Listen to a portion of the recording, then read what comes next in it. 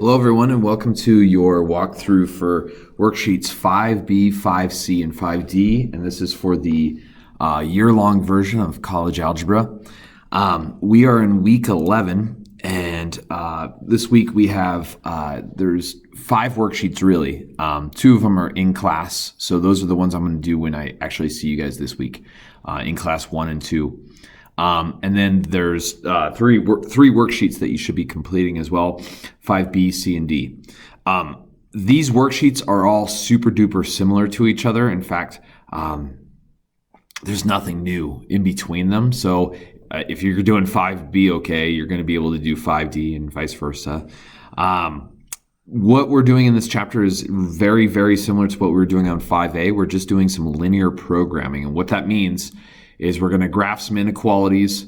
There's going to be a feasible region or an area where you shade, and then you just got to figure out the best combination of your X and Y, or your input and output inside that region to maximize profits or minimize cost or whatever it is. So that's what we're working on today. So what I'm going to do on this video, this is going to be a walkthrough for 5B, C, and D. We're going to do three worksheets all in one. The reason we're doing that is because there's only 3 problems on every worksheet. And like I said, there's no real difference between the worksheets. It's really the same thing 3 times. Okay, so let's start with worksheet 5B. I'm going to start with number 1 on this worksheet, then I'll move on to number 1 on 5C, and then number 1 on 5D, and then that will be it. Okay, so number 1 on worksheet B, it says an office manager wants to buy some filing cabinets. There's a cabinet and a B cabinet. They have a different cost. They're different sizes, and we can't spend more than $140, and we have to have, or we have 72 square feet that we can use for our cabinets. So he wants to maximize the storage and stay in his budget and have enough space.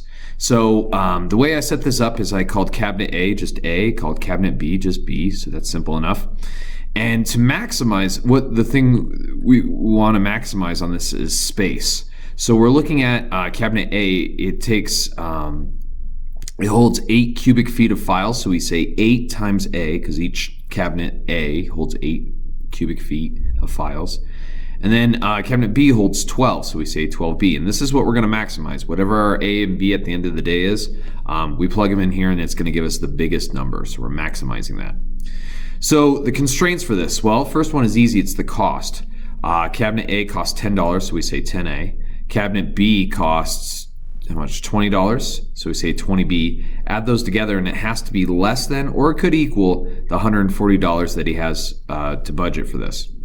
Now the space, he said that cabinet A requires 6 feet, so we say 6A. Cabinet B requires 8 feet, so we say 8B.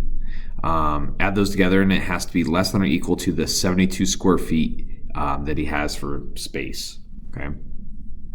So we graph both of these lines. The 10A plus 2B is less than or equal to 140, and on my graph that is this green line. And then space we graph as well. Now the hardest thing to set up on this, I think for a lot of these problems, is just the scaling. I called my x-axis, I called that A, and I called the y-axis my B, but you have to make sure that everything that you're going to get out for answers is going to fit on there. Luckily on this one for A, I was able to count by 1s.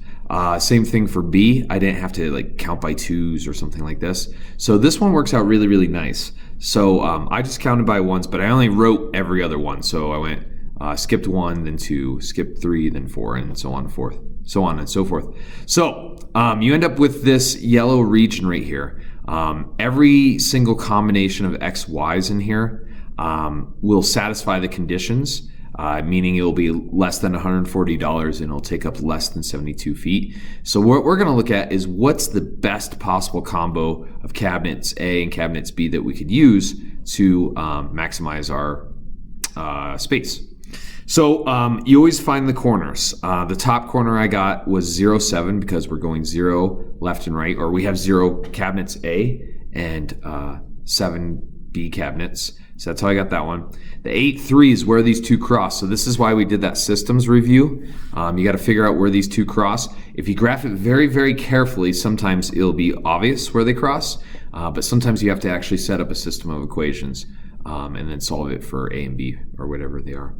So I got 8.3 for that one. And then the last corner is buying 0 cabinets B and all cabinets A, and that's 12,0. So now I take these combinations of A's and B's and I plug them into my objective function, which is AA plus 12B, and I see which one gives me the biggest number. So for the first one, it gives me 84, the second one gives me 100, and the last one gives me 96. So the one that's going to maximize our storage capacity is 100, so that's what we put. Okay, let's skip to 5C. This is number 1 on 5C. So on this problem, they're talking about a television company, and they have bargain TVs that they sell for $100 profits. And then they have these deluxe TVs that they make $150 on. So the equation that we're going to maximize is 100 times our bargain TV, which I called B, and then 150 times our deluxe TV, which is D, is what I said. So then they talk about how you make the TV. Well, the bargain one takes 3 hours set requires 3 hours. Okay, so to assemble the TV, it takes 3 hours for a bargain one and then 5 hours for a deluxe. And later it says you only have 3,900 hours. So I said 3B plus 5D has to be less than, it could be less than, or equal to 3,900. Then they talk about the cabinet shop. So I guess these TVs go into some type of like box or something. So they're talking about how you make that. The bargain one takes an hour to make that, and the deluxe one has a 3-hour cabinet time. And then they say you only have 2,100 hours for that. So 1B plus 3D is less than or equal to 2,100. And then for the last one, it says that the bargain TV, where is this? Oh, they got to test it to make sure it works right.